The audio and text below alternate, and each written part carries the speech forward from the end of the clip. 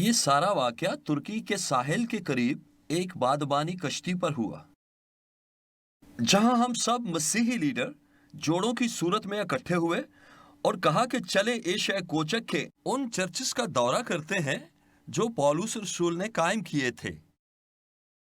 ہم کشتی پر سوار ہوئے اور ایک ساحل پر جا کر رکے تو جو ڈاکٹر تھی جہاز کے عملے سے تھی، کسی دوسرے ملک سے تعلق رکھتی تھی لیکن بہت قابل ڈاکٹر تھی۔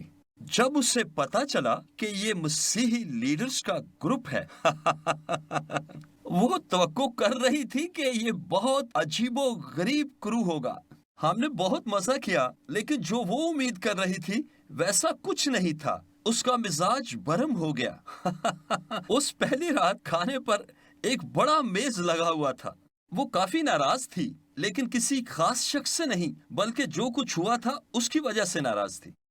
ڈارلن اور میں یہاں بیٹھے تھے اور کچھ جوڑے ادھر بیٹھے تھے۔ وہ ڈاکٹر آئی اور بالکل میرے پاس آ کر بیٹھ گئی کیونکہ وہ جانتی تھی کہ میں لیڈر ہوں اور وہ لڑائی کے موڈ میں تھی اور میں لڑنا نہیں چاہتا تھا، اور اس نے مسیحت پر حملہ شروع کیا اور اس نے بہت اچھے لیکن سخت قسم کے سوالات کرنا شروع کیے۔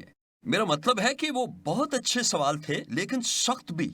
میں سلاد کھانے میں مصروف رہا اور باقی میز پر لوگ انتظار کر رہے تھے کہ میں جواب دوں، لیکن میں جواب نہیں دینا چاہتا تھا۔ میں چاہتا تھا کہ وہ جواب دیں، لہذا میں نارمل سے بھی آہستہ سلاد کھاتا رہا اور دوسری طرف بیٹھے ہوئے لوگوں نے اس کے سوالوں کے جواب دینا شروع کیے اور وہ کافی ناراض تھی اور مزید سخت سوالات کرنا شروع کر دیے۔ آخرکار وہ میری طرف مڑی، تو آپ کا اس بارے میں کیا خیال ہے؟ میں نے کہا آپ اچھے اور سخت سوال پوچھ رہی ہیں، میرا بھی یہی خیال ہے، اور یہ لوگ آپ کو واقعی بڑے ٹھوس جواب دے رہے ہیں، لیکن آپ کو معلوم ہے کہ ان سے کوئی فرق نہیں پڑتا۔ کیا مطلب آپ کا کہ اس سے کوئی فرق نہیں پڑتا؟ کیونکہ آپ یسوع پر ایمان نہیں لا سکتی۔ اس بات سے کیا مطلب ہے آپ کا کہ میں یسوع پر ایمان نہیں لا سکتی؟ اچھا تو پھر ٹھیک ہے، آپ ایمان لے آئیں۔ اس کے چہرے پر عجیب تاثر تھا اور اس نے کہا میں ایسا نہیں کر سکتی، مجھے پتا ہے۔ کیا آپ کو معلوم ہے کیوں؟ شاید۔ کیا آپ کو معلوم ہے کیوں؟ ہاں۔ اور کیا آپ واقعی جاننا چاہتی ہیں کہ کیوں؟ لیکن اگر آپ جاننا چاہتی ہیں تو میں جہاز ہی پر ہوں۔ کھانے کے باقی وقت میں اس نے کچھ زیادہ نہیں کہا۔ باقی لوگ اس بات پر سوچ رہے تھے کہ میرے کہنے کا کیا مطلب ہے۔ میرا مطلب یہ ہے کہ صاف ظاہر تھا کہ یہ کوئی نارمل بات نہیں تھی۔ لہٰذا اگلی صبح ڈارلن اور میں اپنے کیبن سے نکلے اور جہاز کے پچھلے حصے کی طرف گئے۔ سیڑھیاں چڑھے اور دیکھا کہ ڈاکٹر وہاں بیٹھی ہوئی تھی، راستے میں سیدھے ہاتھ پر ایک چھوٹی سی کرسی پر، اور یہ جہاز کا پچھلا حصہ تھا اور پانی خوبصورت لگ رہا تھا۔ اس نے کہا کیا میں آپ سے بات کر سکتی ہوں؟ اور ڈارلن نے میرا ہاتھ دبایا۔ ہمیشہ تو نہیں پر بہت دفعہ ناشتے کے لیے جاتے ہوئے اکثر ایسا ہوتا تھا۔ ڈارلن کہتی میں آپ کے لیے کھانا بچا لوں گی، لہٰذا میں ڈاکٹر کے ساتھ بیٹھ گیا اور میں نے کہا کیا مسئلہ ہے؟ اس نے کہا آپ نے پچھلی رات جو کہا اس نے مجھے بہت تنگ کیا۔ کیوں؟ کیونکہ یہ سچ تھا کہ میں ایمان نہیں لا سکتی۔ اس نے کہا کیا آپ جانتے ہیں کیوں؟ ہم دیکھیں گے۔ کیا مطلب؟ میں نے کہا کیا میں آپ سے ذاتی نوعیت کا ایک سوال پوچھ سکتا ہوں؟ ہاں۔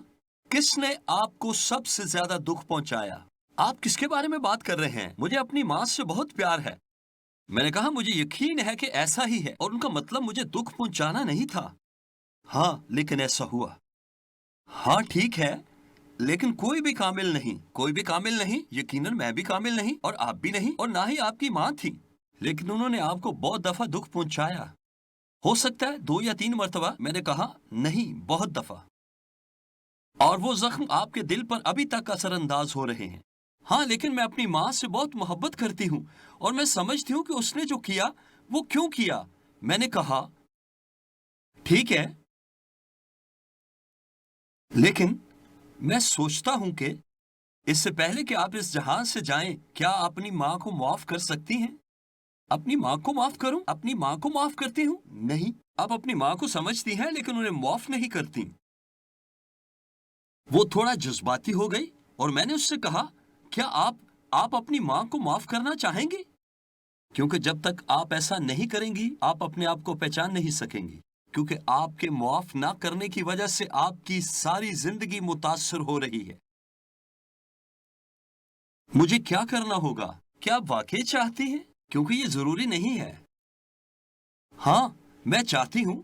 ٹھیک ہے، پھر سفر کے دوران کسی کاغذ کا ایک ٹکڑا لے لیں اور ہر ایک چیز لکھنا شروع کریں جو انہوں نے کیا، چاہے وہ ارادتاً تھا یا غیر ارادی طور پر۔ اس نے کہا ہاں شاید کچھ 5 یا 6 چیزیں ہوں گی۔ میں نے کہا نہیں، یہ کم از کم 2 صفحے ہوں گے۔ نہیں، ایسا نہیں ہے۔ میں نے کہا ہو سکتا ہے میں غلط ہوں، لیکن جب آپ یہ فہرست بنا لیں اور انہیں معاف کرنا چاہیں تو مجھے بتا دیجئے۔ ہم نے ترکی میں بہت اچھا دن گزارا اور اپنی زندگی کی تیز ترین کافی پی۔ میرا مطلب ہے کہ ایک چھوٹا سا کپ تھا اور ایسے لگتا تھا جیسے پوری چینک کی کافی اس میں ڈال دی گئی ہو، لیکن بہت ہی اچھی کافی تھی۔ ترکی میں بہت ہی حیران کن چیزیں تھیں، واقعی بہت حیران کن تھی، قدیم اور شاندار چیزیں۔ لوگ بہت ہی اچھے تھے۔ ہم جہاز پر واپس آئے، بہترین کھانا کھایا۔ اگلی صبح جب ہم ناشتے کے لیے جا رہے تھے سوچے کون ہمارا انتظار کر رہا تھا؟ ہمارے ڈاکٹر۔ ڈارلن نے مجھے مسکرا کر دیکھا اور اپنے راستے پر ہو لی۔ میں بیٹھ گیا۔ اس بار اس کی آنکھیں سرخ ہو رہی تھیں، وہ روتی رہی تھی اور اس کی گود میں رائٹنگ پیڈ تھا اور یہ کچھ مڑا توڑا تھا کیونکہ میرا خیال ہے کچھ آنسو اس پر بھی گرے تھے۔ اور میں نے کہا ایسا لگتا ہے جیسے آپ کی رات مشکل گزری۔ نہیں، ٹھیک ہے، میں ٹھیک ہو جاؤں گی۔ میں نے کہا کتنے صفحے لکھے؟ اس نے کہا 3 صفحے۔ کیا آپ اپنی ماں کو معاف کر پائیں گی؟ لیکن مجھے نہیں پتا کہ کیا کروں۔ میں نے کہا مجھے معلوم ہے کہ کیا کرنا ہے اور میں وعدہ کرتا ہوں کہ اس سے پہلے کہ میں ناشتہ کرنے کے لیے جاؤں میں آپ کی رہنمائی کروں گا۔ جب آپ چھوٹی لڑکی تھی اس وقت سے آپ شفا پانا شروع کریں گی اور تندرست ہونا شروع کر دیں گی، اور ایسے عمل کے ذریعے جو میں آپ کو اس سیریز میں سکھاؤں گا۔ اس نے اپنی ماں کو معاف کیا، وہ روئی اور پھر کچھ سطریں یہاں سے آہستہ آہستہ غائب ہونے لگیں اور اس کا چہرہ بدل گیا اور اس کی آنکھوں سے خوشی جھلکنے لگی۔ آپ نے دیکھا کہ کس طرح معاف نہ کرنا خوشی اور شادمانی چرا لے جاتا ہے۔ یہ معاف نہ کرنے کے انفیکشن کا حصہ ہے۔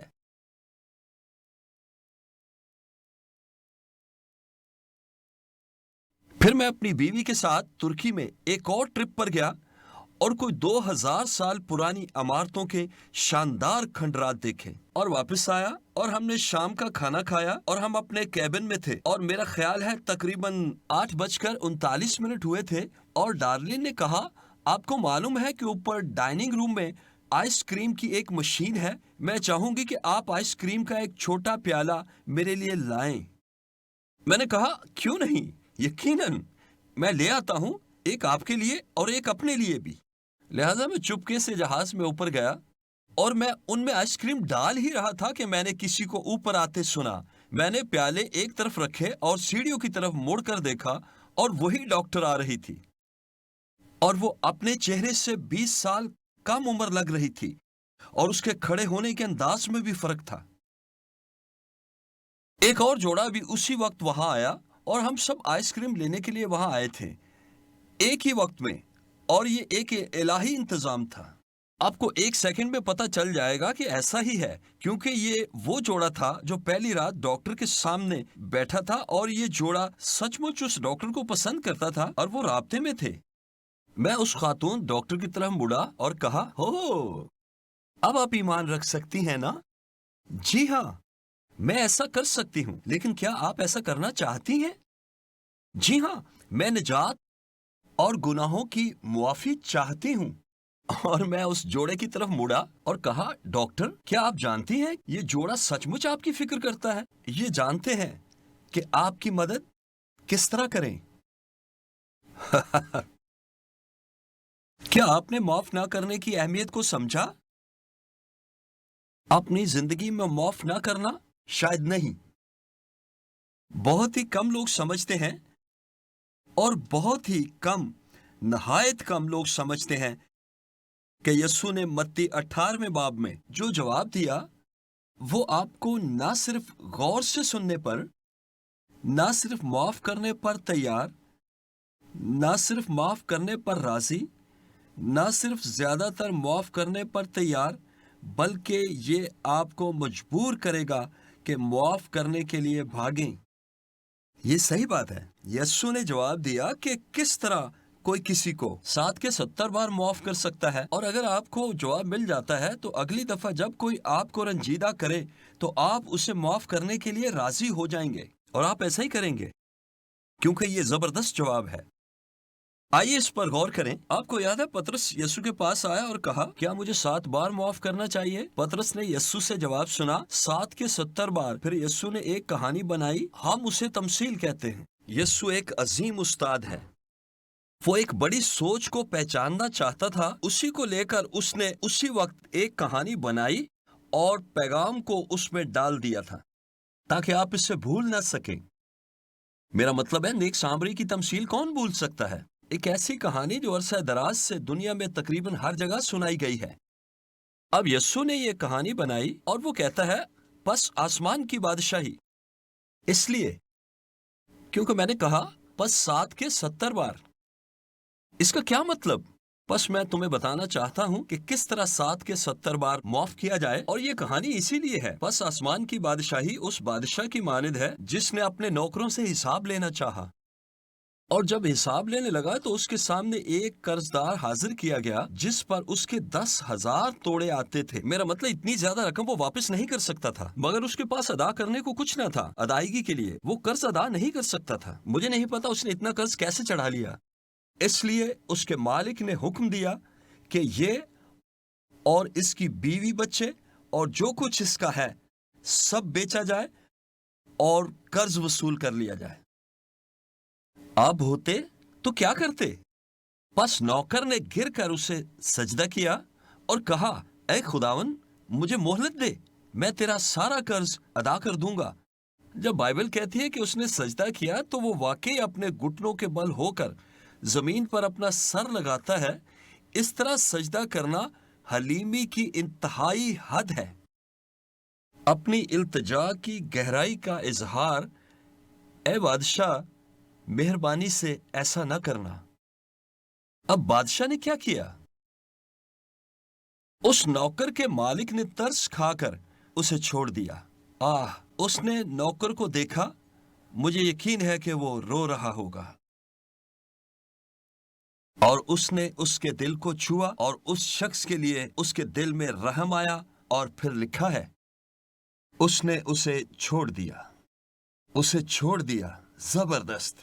اگلی چیز جو اس نے کی اس کا قرض بخش دیا۔ کیا آپ ان تینوں چیزوں کی ترتیب سمجھ رہے ہیں؟ اسے اس شخص پر ترس آیا، اس نے اسے چھوڑ دیا۔ میں اس بارے میں اس سیریز میں مزید بات کروں گا۔ اس نے اسے چھوڑ دیا، اور جب اس نے اسے چھوڑ دیا تب اس نے اس کا قرض معاف کر دیا۔ یہ دونوں ایک ہی بات نہیں۔ جب تک آپ ان کو الگ نہ کریں آپ اس راز کو سمجھ نہیں پائیں گے۔ اب وہ آزاد تھا، لازماً وہ خوشی سے ناچ رہا ہوگا، لیکن یہ نوکر جسے ابھی ابھی معاف کیا گیا تھا باہر نکلا۔ اس کے ہم خدمتوں میں سے ایک اس کو ملا جس پر اس کے 100 دینار آتے تھے، یعنی اس کے مقابلے میں بے حد کم قرض، لیکن اس نے اس کو پکڑا، ابھی بھی اس کو معافی ملی تھی۔ اس کے باوجود اس نے اس کو پکڑ کر اس کا گلا گھونٹا اور کہا جو میرا آتا ہے ادا کر دے۔ اس کے ساتھی نوکر نے بالکل وہی کیا جو خود اس نے بادشاہ کے سامنے کیا۔ اس نے اس کے سامنے گر کر اس کی منت کی اور کہا مجھے مہلت دے، میں تجھے ادا کر دوں گا، میں تجھے ادا کر دوں گا۔ وقت ملنے پر وہ ادائیگی کر بھی سکتا، لیکن وہ نہ مانا، بلکہ جا کر اسے قید خانہ میں ڈال دیا۔ لفظ پر غور کریں، اسے قید میں ڈال دیا، جس طرح بادشاہ اسے جیل میں ڈالنے کو تھا جہاں وہ تکلیف اٹھاتا۔ کہانی کی اس لائن کو مت بھولیں، بادشاہ اسے قید میں ڈالنے کو تھا، لیکن اس نے اپنے ہم خدمت کو قید خانہ میں ڈال دیا کہ جب تک قرض ادا نہ کرتے قید رہے۔ جب باقی نوکروں نے جو جانتے تھے کہ اس کے ساتھ کیا ہوا تھا، یہ دیکھا کہ اس نے اپنے ہم خدمت شخص کے ساتھ کیا کیا، وہ یقین نہ کر پائے کہ اس نے کیا کیا ہے۔ बस उसके हम खिदमत ये हाल देखकर बहुत ही गमगीन हुए। शायद वो सदमा कुछ ज्यादा ही महसूस कर रहे थे, लिहाजा उन्होंने आकर अपने मालिक को जो कुछ हुआ था सब बता दिया। इस पर उसके मालिक ने उसको पास बुलाकर उससे कहा, ऐ शरीर नौकर, शरीर नौकर। वो अब उसका सफर शरारत का कर्ज अदा करने की तरफ शुरू होता है। ऐ शरीर नौकर, मैंने वो सारा का सारा कर्ज तुझे इसलिए बख्श दिया कि तूने मेरी मिन्नत की थी। और फिर वो दूसरा रुख बताता है, क्या तुझे लाजिम न था कि जैसे मैंने तुझ पर रहम किया तू भी अपने हम खिदमत पर रहम करता। और उसने बड़े बॉस को नाराज कर दिया था। उसका मालिक नाराज हुआ। अब उन अल्फाज को सुने कि बड़े बॉस ने फिर क्या किया। उसका मालिक नाराज हुआ। अब उसे नताइज का सामना करना था और उसको जलादों के हवाले किया। ये वो शख्स है जो जेल में होता है, जिसका काम जेल में अजियत देना होता है। आप क्या करेंगे? उसने हवाला किया। मालिक ने एक फैसला किया और कानूनी तौर पर उस शरीर नौकर को जेल भेजा कि दुख उठाए। कब तक? जब तक तमाम कर्ज अदा न कर दे कैद रहे। मतलब वो दुख उठाएगा। आपको ये समझना होगा कि यीशु क्या कह रहा है। क्योंकि तुमने माफ नहीं किया, इसलिए बादशाह ने तुम्हें जेल में डाल दिया कि अजियत उठाए। उसने उसे जल्लादों के पास भेजा। बादशाह ने उसे अजियत नहीं दी, लेकिन उसने उसे जल्लादों के पास भेजा। हो, कब तक बादशाह ने उसे अजियत उठाने को भेजा? जब तक वो सब जो उसके जिम्मे है अदा नहीं करता। यानी उस वक्त तक जब तक के अदायगी नहीं होती, उसका दुख और अजियत जारी रहेगी। और ये अजियत बादशाह नहीं पहुंचा रहा, लेकिन अजियत का हुक्म बादशाह की तरफ से ही जारी हुआ है। उसने हुक्म जारी किया, ठीक है, लेकिन मैं अभी भी कुछ बेयकीनी में हूं। क्या वजह है कि मुझे किसी को 7 के 70 बार मुआफ करना है। अगर ये तमसील यही रुक जाती तो आप कभी भी ना जान सकते, क्योंकि यीशु ने अभी तक इसका सबक नहीं दिया है। इस तमसील का सबक अगले जुमले में है, और किसी वजह से ना लोग उसे देख सके ना समझ सके। याद है तमसील का मकसद क्या है? तमसील का मकसद यह है कि यीशु पतरस और दूसरे शागिर्दों और हर एक को यह सिखाने की कोशिश में है कि किस तरह आप 7 के 70 बार मुआफ कर सकते हैं। अच्छा, अभी तक तो मुझे ये मालूम था कि मुझे माफ करना है। जाहिर है क्योंकि खुदा ने मुझे मेरे लामहदूद गुनाहों को माफ किया है, फिर तो मुझे भी दूसरे लोगों को माफ करना है। लेकिन यीशु का जवाब ये नहीं है। ये कहानी है लेकिन जवाब नहीं। अच्छा, तो फिर जवाब क्या है? तो आइए एक बार फिर वापस मत्ती 18वें बाब की 34वीं आयत देखते हैं। मालिक खफा है और उसने उसे जलादों के हवाले कर दिया जब तक कि वो तमाम कर्ज उसे अदा नहीं कर देता। 35वीं आयत सख्त अल्फाज पर मुश्तमिल है। लिहाजा इसी तरह यीशु ने कहा, मेरा आसमानी बाप भी तुम्हारे साथ इसी तरह करेगा। क्या करेगा? अजियत उठाने के लिए जलादों के हवाले करेगा। तो इसी तरह जैसे पहली आयत में बादशाह ने उसे दुख उठाने के लिए जलादों के हवाले कर दिया जब तक कि वो पूरा कर्ज अदा ना कर दे, अब यीशु ने भी इसी तरह कहा, मेरा आसमानी बाप भी तुम्हारे साथ इसी तरह करेगा। अगर तुम में से हर एक दिल से अपने भाई को माफ ना करे, भाई यानी आपके जैसा इंसान, लेकिन आपके खिलाफ गुनाह करने वाला, क्या आपका मतलब अगर मैं किसी को माफ नहीं करता تو خدا جو ہر وقت ہم سب کو دیکھتا ہے اور سب کچھ جانتا ہے، اگر میں آپ کو معاف نہ کروں تو خدا کہے گا اسے ابھی اذیت کے لیے جلادوں کے حوالے کر دو، اور آپ کو اسی وقت جلادوں کے حوالے کر دیا جائے گا جب تک آپ اس شخص کو جس نے آپ کو زخم دیا ہے سب کچھ معاف نہیں کر دیتے، اور تب ہی اذیت کا خاتمہ ہوگا۔ یہ کیا ہے؟ یہ ہے یسوع کا حیران کن جواب کہ مجھے کیوں معاف کرنا چاہیے، اور اگر میں ایسا نہ کروں تو خدا میرا سارا سکون الگ کر دے گا۔ وہ دیواریں جو آپ کی حفاظت کرتی ہیں توڑ ڈالے گا اور بادشاہی حکم جاری کرے گا، اور آپ کو ان حفاظتی دیواروں سے باہر کر دے گا، جہاں آپ اس وقت تک دکھ اٹھائیں گے جب تک آپ معاف نہیں کر دیتے۔ جس لمحے آپ معاف کریں گے اسی لمحے اذیت ختم ہو جائے گی۔ اذیت کا مقصد کیا ہے؟ کہ آپ کو اس قدر سخت درد دے کہ آپ معاف کرنے کا فیصلہ کریں۔ یہ کیا ہے؟ یہ تربیت کہلاتی ہے۔ خدا نہیں چاہتا کہ ہم میں سے کسی کا بھی دل معاف نہ کرنے سے انفیکشن کا شکار ہو، لہذا وہ ہمیں معاف نہ کرنے کے سخت نتائج کا سامنا کرنے دیتا ہے۔ آپ کے لیے معاف نہ کرنے کے سبب 100% بچ نکلنے کا کوئی راستہ نہیں ہے۔ اگر آپ نے معاف نہیں کیا، چاہے یہ 30 سال پرانی بات ہے، چاہے جسے آپ نے معاف نہیں کیا، چاہے وہ شخص مر چکا ہے جسے آپ نے معاف نہیں کیا، اس سے کوئی فرق نہیں پڑتا کہ وہ کہاں ہے، بلکہ معاف نہ کرنا اصل بات ہے جو آپ کے دل میں ہے۔ جب تک آپ اپنے دل سے معاف نہیں کر دیتے، یہ ان 5 ضرورتوں میں سے ایک ہے جو یسوع یہاں بیان کر رہا ہے اور جو میں اگلے پروگرام میں سکھاؤں گا۔ میں نے اس سے ساری دنیا میں آزمایا ہے۔ میں نے اس سے مختلف لوگوں، مختلف جوڑوں، خاندانوں، کلیسیوں میں آزمایا ہے۔ میں نے اسے ہزاروں کی تعداد میں مختلف نسل کے لوگوں میں آزمایا۔ میں نے اسے مختلف قبائل میں آزمایا، اور میں نے اسے مسیحیت کے بڑے فرقوں کے درمیان آزمایا، کیونکہ زخم ہی بہت زیادہ ہیں، اور معاف نہ کرنے کی وجہ سے یہ زخم انفیکشن کا شکار ہیں۔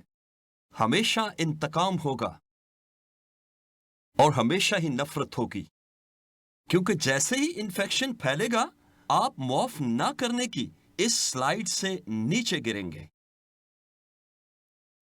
کیا خدا آپ کو جلادوں کے حوالے کرنا چاہتا ہے کہ دکھ اٹھائیں؟ نہیں، کسی بھی ایسے والدین سے زیادہ نہیں جو اپنے بچوں کو نافرمانی کرتے دیکھیں اور وہ روکیں گے نہیں، اور آخر کار انہیں ان بچوں کو سخت سرزنش کرنا پڑے۔ بے شک والدین کے لیے مشکل ہوتا ہے۔ کیا والدین بچوں کو تکلیف اور دکھ دینا چاہتے ہیں؟ وہ تو ان کو اچھا انسان بنانا چاہتے ہیں۔ خدا محبت کرنے والا ہے، زیادتی کرنے والا نہیں۔ خدا زیادتی کرنے والا نہیں، محبت کرنے والا ہے۔ خدا کسی کو اذیت نہیں دیتا بلکہ چاہتا ہے کہ ہمیں اذیت سے رہائی دے۔ میرے دوستو، اگر آپ معاف نہ کرنے کی عادت میں مبتلا ہیں تو جب آپ زخمی ہوتے ہیں تو آپ اذیت کا سامنا کریں گے، تو جس اذیت کا سامنا کریں گے وہ بڑھتی جائے گی۔ ایک بار میں ایک ماہر نفسیات سے بات کر رہا تھا، اور میں نے اس سے کہا کہ آپ جہاں رہتے اور کام کرتے ہیں وہاں معاف نہ کرنے کا تناسب کیا ہے؟ اس نے کہا، سنو، جو لوگ وہاں نفسیاتی وارڈ میں قید ہیں اگر معاف کر دیں تو کل ہی ان میں سے 60% لوگ رہا ہو جائیں گے۔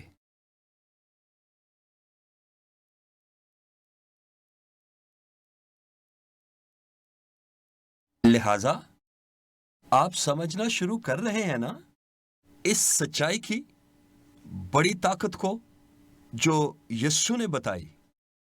اور اب میں چاہتا ہوں کہ اپنی زندگی پر نظر دوڑائیں، کیونکہ اگر معاف نہ کرنے سے آپ اپنے اندر اذیت اٹھا رہے ہیں تو اگلی دفعہ جب ہم ملیں تو میں بات کروں گا کہ اس لفظ اذیت کا کیا مطلب ہے، لیکن اس وقت تک اگر میں آپ کی جگہ ہوتا تو اسی لمحے معاف کرنے کے لیے بھاگ اٹھتا۔